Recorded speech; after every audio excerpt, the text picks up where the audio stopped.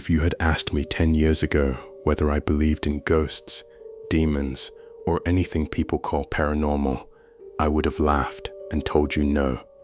But there is one night from my life that I have never been able to explain. One night that changed my father so completely that he sold the farm his family had owned for generations and never spoke about it again. I still don't know what was standing out there in our field that night, and I still don't know what would have happened if my dad had been 30 seconds later finding me. Jason, don't talk about this much. My wife knows the short version. My buddies from high school know there's a version of this story, but I've never actually told it, start to finish, not even to my dad, and he was there for the worst part of it. I grew up on a corn and soybean farm about 40 minutes outside Cedar Falls, Iowa, on a stretch of county road that doesn't even show up right on GPS half the time. Our closest neighbor, the Hendricksons, was almost 3 miles down the road. My mom died of cancer when I was 12, so from then on, it was just me and my dad in that farmhouse. He worked the fields, I went to school, and in the fall I rode my bike to football practice, because he was usually out working until dark and couldn't drive me. I'm telling you all this because I need you to understand that being alone outside at night wasn't unusual for me. I did it all the time. I biked 2 miles home from practice in the pitch dark more times than I can count. It never bothered me. My dad never once told me not to, until that one night in September of my sophomore year. I remember it was late September because we'd just finished the second cutting on the hay and the beans were still green, not ready for harvest yet. I got home from practice around 8, put my bike in the shed like always, and when I walked in the house, my dad was standing in the kitchen instead of sitting at the table like usual. He wasn't doing anything, just standing there. He said, "Don't go outside tonight, not even to the shed, not even for your bike. I mean it." I asked him why. He just said, "Just don't." His voice wasn't angry. It was flat in a way I'd never heard from him. My dad was not a nervous guy. He'd worked that land his whole life, dealt with coyotes getting into the chicken coop, dealt with tornado warnings, dealt with burying his own wife. Nothing rattled him, so when he told me that and wouldn't explain it, it stuck with me more than if he'd yelled. I didn't push it. I ate dinner, did some homework, and around 11 I couldn't sleep, so I got up for a glass of water. My room faced the back of the house, toward the fields. We had 4 sodium floodlights on poles out there, the kind that buzz a little and throw this orange-yellow light in patches. My dad kept them on at night because we'd been having trouble with deer and, that summer, something that had been getting into the grain bins that he never did identify. I looked out my window like I always did, not thinking about anything, and that's when I saw someone standing in the field. It was maybe 400 yards out, past the second light pole, in one of those gaps where the light barely reached.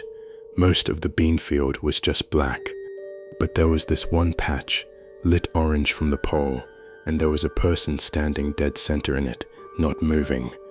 I want to be clear about something. From that distance, at night, under sodium light, you can't see color right. Sodium lights wash everything into this orange-brown, but this person looked wrong, even accounting for that. The color on them wasn't just orange from the light. It was darker in patches, almost rust-colored, like something had dried on their skin or their clothes.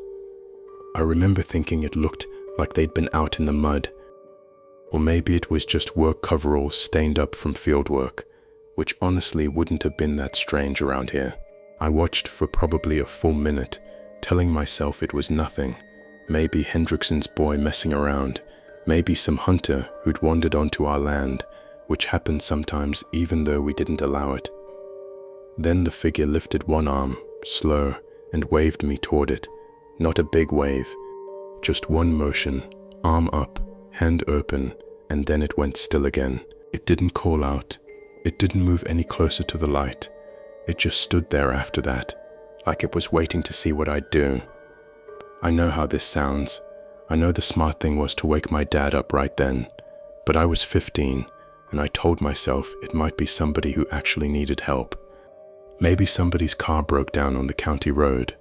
I didn't let myself think too hard about the alternative. I put on my shoes and went out the back door quiet, not through the front where my dad might hear the screen door.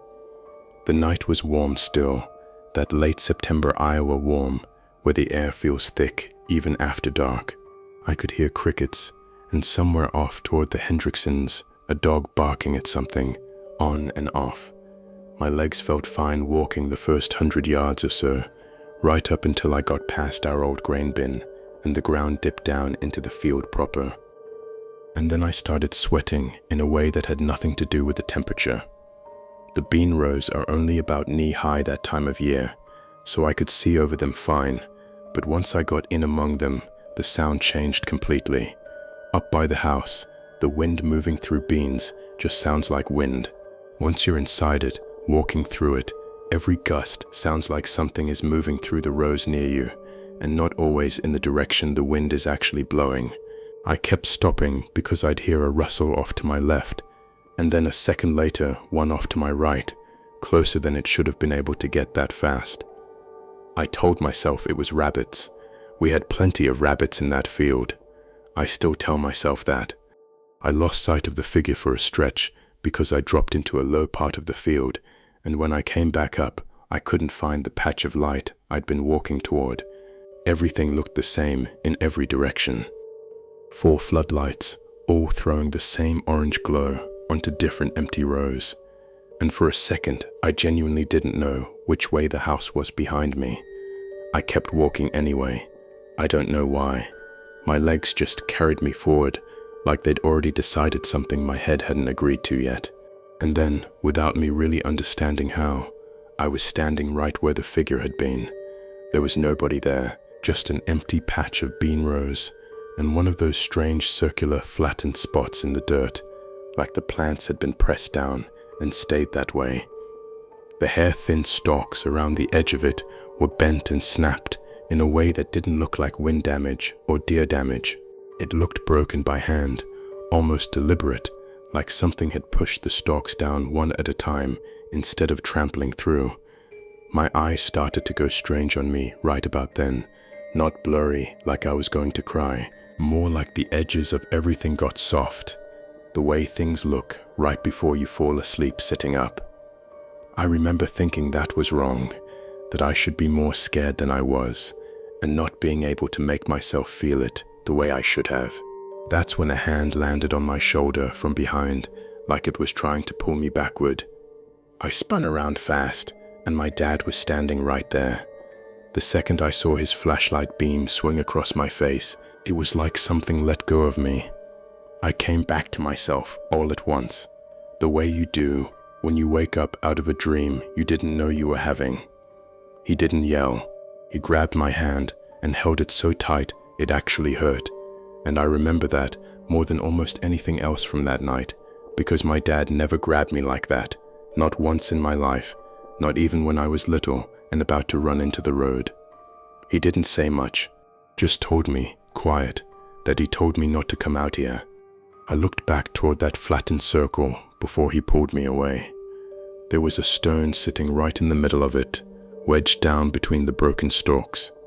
It was smooth, almost polished, like something you'd find in a riverbed, except we don't have a river anywhere near that field, never have. It was dark red, and the red wasn't just on the stone. It looked like it had bled out a little around the edges into the dirt, like the color belonged to more than just the rock itself. I bent down without really thinking about it, reaching for the stone, and my dad yanked my hand back so hard I nearly lost my footing. He didn't explain. He just started walking, straight toward the house, fast, not looking left or right, not looking behind us even once. I kept feeling like something was moving along behind us in the dark, staying just far enough back that I couldn't be sure, and I think my dad felt it too. Because he didn't slow down until we were through the back door and he'd thrown the deadbolt. Once we were inside, I asked him what that was. He told me again, in that same heavy voice, that he'd said not to go out there. He wasn't angry. I could hear something else in it, something closer to fear, like he was more scared of what almost happened to me than he was of whatever was actually out there. I asked him 2 or 3 more times over the next few days. He never gave me a real answer. That night, neither of us slept. I know because I could hear him in the kitchen at 2 in the morning and again at 4. I'd never heard him up like that, not even the week my mum died. The next morning, walking to catch the bus, I ran into Mr. Hendrickson at the end of our driveway. He didn't waste time on hello. He just asked me straight out why there'd been screaming coming from our place the night before. I told him it was probably an animal. I could see in his face he didn't believe that for a second, but he didn't push it either. A few days after that, maybe 3, I don't remember exactly, I woke up early and heard my dad's voice out by the gate, talking to someone I didn't recognize. He was telling the man he wanted to sell the property, all of it, the house and the land both. He didn't want me hearing it, because the second I stepped outside, he stopped talking mid-sentence. I asked him about it later that day. First he told me I shouldn't be listening in on his conversations. Then, after a while, he said it different, said something like we couldn't keep running the place by ourselves anymore, and that whatever we got for the land, we'd move into town, maybe get a little shop, somewhere easier. I didn't ask any more questions after that. It felt like there was a reason under the reason, and I think some part of me already understood he didn't want to say it out loud. Maybe because he didn't want to lose me the way he almost had that night. We moved into town before the year was out. He's 65 now. I don't bring up that night with him anymore, because the last few times I tried, he just said he doesn't remember it clearly. I know that's not true. I've never believed that's true. I still wonder what that was, standing out there in the light. I wonder if my father saw it too, the same way I did, or if he only knew enough to be afraid of it. And I wonder, more than anything, what would have happened if I'd picked up that stone before he got to me, or if he'd been 30 seconds slower walking out that back door. Some nights, it still gets to me, thinking about it. I don't have an answer. I don't think I ever will. And now I feel like I should go there, find out about it, but then that fear takes me inside again. What do you think? How can I know so much about that thing, whatever it was?